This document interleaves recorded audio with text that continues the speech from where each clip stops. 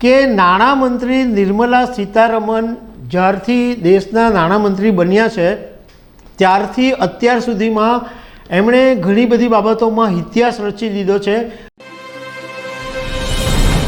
નમસ્કાર દર્શક મિત્રો, 1 ફેબ્રુઆરી 2024ના દિવસે ફરી એકવાર કેન્દ્રનું અંદાજપત્ર રજૂ થવાનું છે, એટલે આપણે એને જેને બજેટ કહીએ છીએ તે પણ આ વખતે લોકસભા 2024ની ચૂંટણીને કારણે ફૂલ ટાઈમ બજેટ નહીં હોય, પરંતુ એને બદલે વચગાળાનું બજેટ હશે।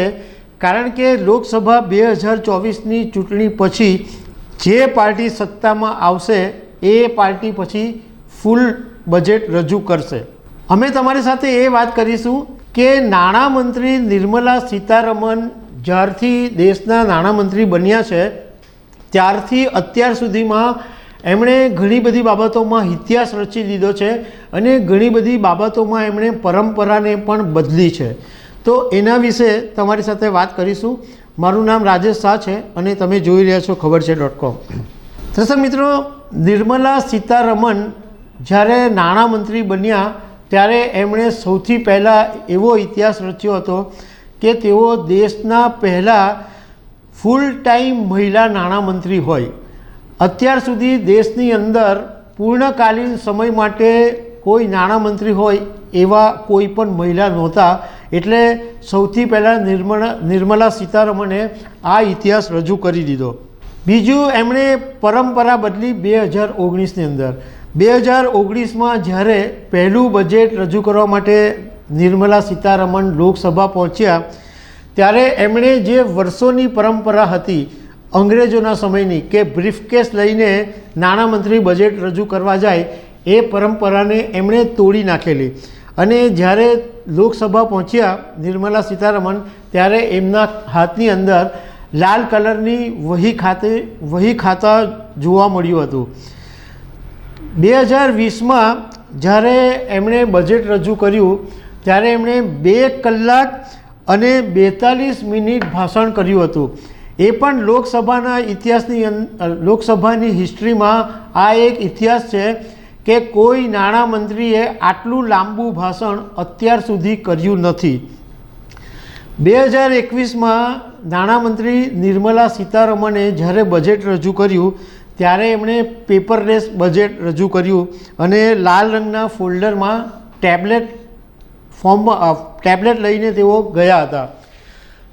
આ પણ એક પરંપરા એમણે બદલી, કારણ કે અત્યાર સુધીમાં જેટલા પણ નાણામંત્રી હતા એ બધા થપ્પા કાગળને લઈને લોકસભાની અંદર બજેટ રજૂ કરવા માટે જતા હતા।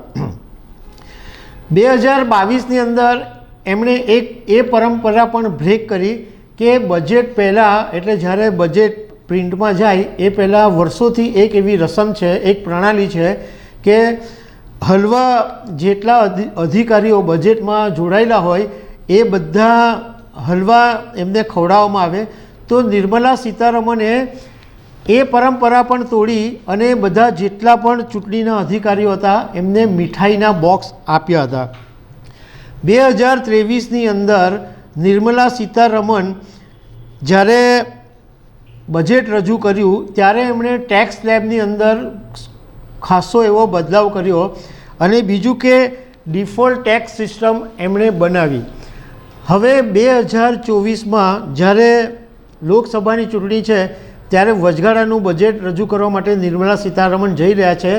આ પણ એક હિસ્ટ્રી છે કે પહેલાં મહિલા નાણામંત્રી બનશે કે જે વચગાળાનું બજેટ રજૂ કરવાના છે। નિર્મલા સીતારમણના નાણામંત્રીના કાર્યકાળની આપણે જો વાત કરીએ ને તો ઘણા બધા ઉથલપાથલ એમના કાર્યકાળની અંદર જોવા મળ્યા। કોરોના મહામારીની અંદર આખી દુનિયામાં જ્યારે વૈશ્વિક અર્થતંત્ર ખાડે ગયું હતું તો તે વખતે ભારતના અર્થતંત્રને પણ ફટકો પડ્યો હતો અને જીડીપી ગ્રોથ ખાસો એવો ડાઉન થઈ ગયો હતો। પરંતુ ધીમે ધીમે ફરીથી ભાજપે જીડીપી ગ્રોથ કરવાનું શરૂ કર્યું અને બીજા દેશોની સરખામણીએ ભારતનું અર્થતંત્ર જબરજસ્ત મજબૂત થતું ગયું। આજે એવી સ્થિતિ છે કે ભારત લગભગ 7% દરે જીડીપી ગ્રોથ કરી રહ્યું છે। એમના સમયગાળાની અંદર જીએસટીની આવકમાં પણ ખાસો એવો વધારો થયો. કોરોનાના મહામારીના સમયમાં જે ફટકો પડેલો, લોકડાઉનમાં જે નુકસાન થયું હતું એ ધીમે ધીમે હવે ભરપાઈ થઈ રહ્યું છે અને ભારત હવે એમાંથી બહાર આવી રહ્યું છે અને જીએસટીની આવક પણ જબરજસ્ત થઈ રહી છે. તો દર્શક મિત્રો, આવી અનેક વાતો સાથે અમે તમને મળતા રહીશું. Thank you very much.